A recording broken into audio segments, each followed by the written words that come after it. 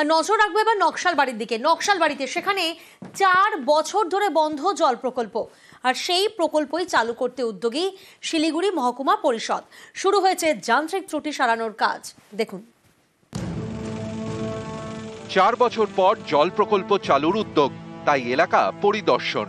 শিলিগুড়ির নকশালবাড়ির মনিরাম গ্রাম পঞ্চায়েত উত্তরবঙ্গ উন্নয়ন দপ্তরের উদ্যোগে 2017 সালে এখানকার কিলারাম জোতে চালু হয় জল প্রকল্প।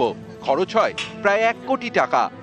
সোলার প্যানেলের সাহায্যে চলতো পাম্প, জল যেত 10টি গ্রামে, বাড়ি বাড়ি কল খুললেই জল। 2021 সালে এই জল প্রকল্পের যান্ত্রিক ত্রুটি দেখা দেয়, বন্ধ হয়ে যায় জল।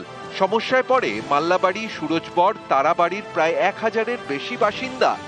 4 বছর পর সেই জল প্রকল্প ফের চালুর উদ্যোগ।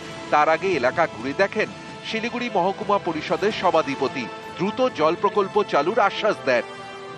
জল প্রকল্পটা অনেকদিন আগে এনবিডির থেকে আমরা করেছিলাম, তো অনেক কারণে এটা বন্ধ হয়ে যায়, কিন্তু আমরা চাই এটাকে খোলার জন্য শিলিগুড়ি মহকুমা পরিষদ, এনবিডি এবং পিস আমরা ইন্সপেকশন করলাম। তো আমরা চেষ্টা করছি যাতে এটা শর্ট আউট খুব তাড়াতাড়ি হয়ে যায়। 4 বছর পর আবার কল খুললে পড়বে জল, অপেক্ষায় কিলারাম জোত।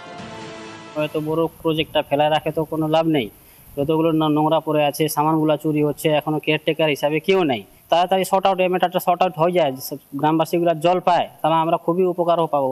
আমাদের যত তাড়াতাড়ি হয় আমাদেরকে জল অসুবিধা আছে, জল ছাড়ি দিলে, ওইটা জল বানাই দিলে, ছাড়ি দিলে আমাদেরকে ভালো হয় খাইতে জন্য। নকশালবাড়ি থেকে বিশ্বজিৎ মিশ্র, নিউজ 18 বাংলা।